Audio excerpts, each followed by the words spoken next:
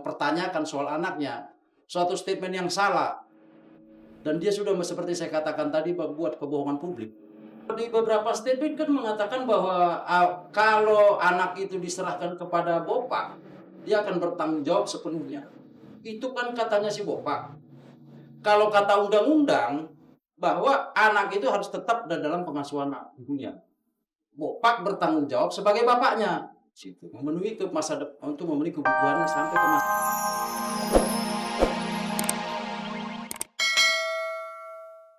Dia telepon pagi-pagi dari sana. Pesta ulang tahun tanpa kue dan permen ibarat sayur tanpa garam. Layaknya ibu kebanyakan yang selalu repot saat ulang tahun anaknya, Ayu Dewi juga tak mau kalah. Dengan mengusung tema Princess di Hari Bahagia Akila, benarkah jika Ayu sengaja mengeluarkan budget fantastis demi sebuah pesta ulang tahun putri tercintanya itu? Makanannya ini lucu-lucu biar nanti bisa dibawa pulang sama adik-adik. Jadi ini tuh benar-benar untuk adik-adik semuanya. Jadi Akila berbagi kesenangan. Ini gulali. Kalau zaman saya SD namanya. Begitu zaman sekarangnya dibilangnya cupcake alias kue-kue. Pokoknya ini semua ada di sini biar dicobain sama adik-adik. Kita tuh pokoknya pingin bikin adik-adik seneng. Ini kuenya kue perempuan. Kenapa Hello Kitty? Karena kalau Hello Goodbye lagunya Krisdayanti sama Raul. Bukan sama Raul deh. Sama siapa dia nggak tahu ya, pokoknya gitu dah. Jadi di situ tadi Happy Birthday Our Akila. Ini princess gini, jadi nanti adik-adik yang datang kita pakein ini. Ayo buat Akila udah buat apa?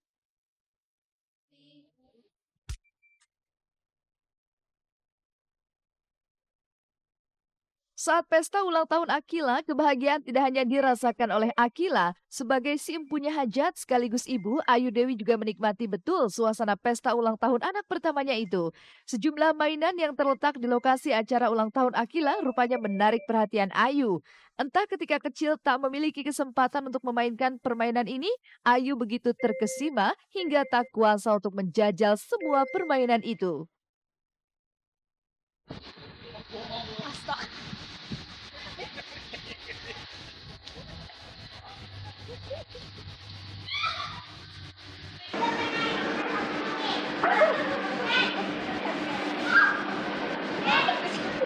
Anak lain apa gitu loh?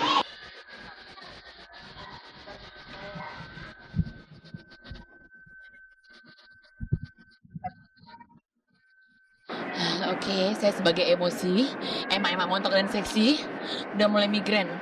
Memang benar ternyata tempat ini buat anak-anak, bukan buat mama. Ini masa kecil kurang bahagia tuh gimana? Ih, zaman kecil tuh dulu nggak ada loh gini-gini loh. Mentok-mentok ada terjun payung. Jadi terjun lewat perosotan tapi pakai payung monyet-monyetan. Manfaat. Mumpung Akila lagi banyak temennya kan, ibunya kan bisa menikmati wahana ini. Mumpung nggak banyak yang datang, ya kan? Bapaknya nggak, jangan bilang-bilang sebelum bapaknya malu dan thanksin punya istri kayak begini. Tapi dia aku sayang sama aku apa adanya. Tadi aku main jungkat-jungkit. Seperti waktu kita menikah kan hatiku kan jungkat-jungkit kepadamu. Mukanya udah malas gitu ya sama gue ya. Mukanya udah malas. Yang ini ulang tahunnya Akila. Doanya apa? Doanya tadi ibu ustazahnya yang doa tadi.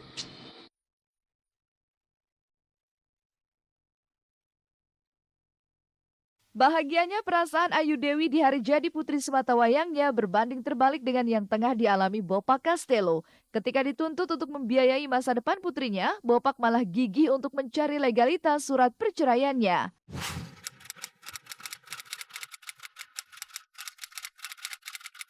Kerasnya hati Indrayana Bidoy alias Bopak Castello untuk segera mensahkan perpisahannya dengan Putri Mayang Sari sepertinya tidak bisa diganggu-gugat. Bopak tidak bergeming walau tuntutan terhadap dirinya terus menggerus dirinya. Bahkan dengan mantap, Bopak telah mendaftarkan gugatan cerainya ke Pengadilan Agama Jakarta Timur hari Selasa kemarin dengan nomor register 741-2014-PAJT yang didaftarkan secara langsung oleh ayah angkat sekaligus kuasa hukumnya, Yanuar Saputra. Sayang, dalam gugatannya Bopak tak mencantumkan alasannya menggugat cerai. Lalu apakah Bopak menganggap gugatan cerai ini sebagai legalitas atas kesendirian yang telah ia jalani selama 3 tahun terakhir?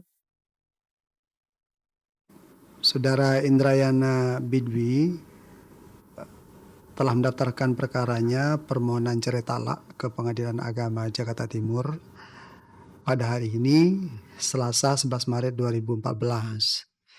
Perkara itu sudah didaftarkan di Kepanitraan Pengadilan Agama Jakarta Timur dengan nomor register 741 garis miring P data gugatan garis miring 2014 garis miring PAJT. Perkara itu didaftarkan oleh kuasa hukum daripada pemohon Bapak Indrayana Bidwi itu adalah Yanuar Saputra dan kawan-kawan. Belum diketahui alasannya apa. Yang jelas permohonannya sudah didaftarkan di Pengadilan Agama Jakarta Timur. Paling kalau Bapak kan cuma minta surat pengesahan bahwa Bapak itu udah bukan suaminya lagi. Menanggapi gugatan cerai Bopak, Putri Mayangsari yang semula hanya menuntut pertanggungjawaban Bopak terhadap masa depan putri mereka, kini juga sudah ambil ancang-ancang dengan menggandeng kuasa hukum. Apakah Putri mulai takut jika Bopak akan memisahkan dirinya dengan anak sematawayangnya itu? Tanggapan aku ya kecewa banget ya. Kenapa anaknya ditelantarin gitu. Biayainnya nggak dibiayain anaknya. Sama sekali nggak ditransfer pun untuk datang ke rumah jenguk anaknya juga nggak pernah. Ya pertanggung jawabannya sebagai bapak, terus sama karena anak aku juga butuh kasih sayang seorang bapak ya.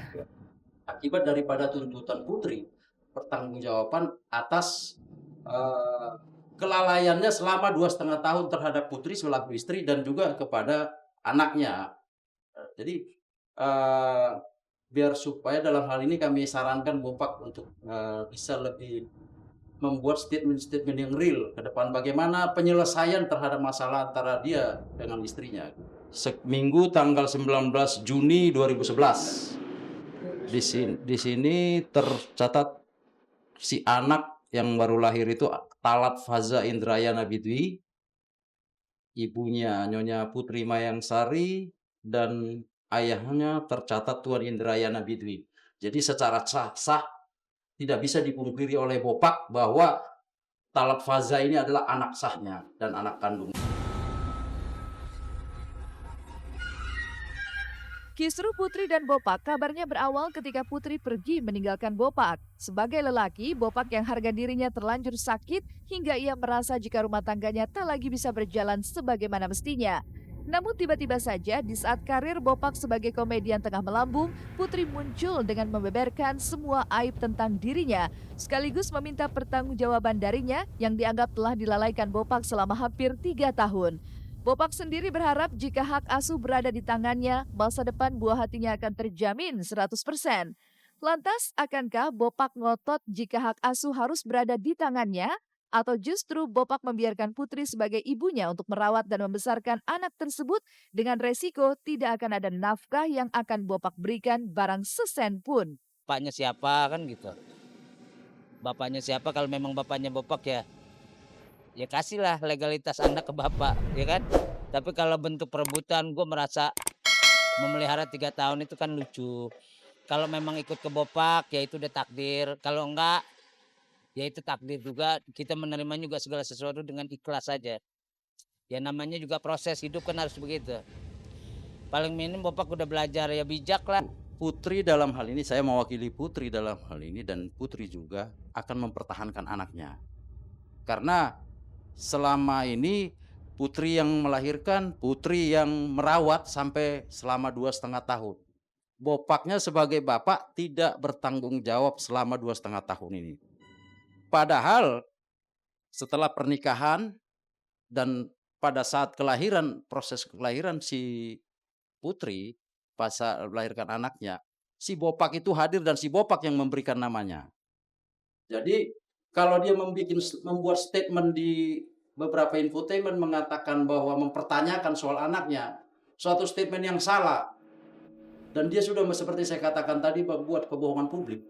Di beberapa statement kan mengatakan bahwa kalau anak itu diserahkan kepada Bopak, dia akan bertanggung jawab sepenuhnya. Itu kan katanya si Bopak. Kalau kata undang-undang bahwa anak itu harus tetap dalam pengasuhan ibunya. Bopak bertanggung jawab sebagai bapaknya, situ memenuhi untuk memenuhi kebutuhannya sampai ke masa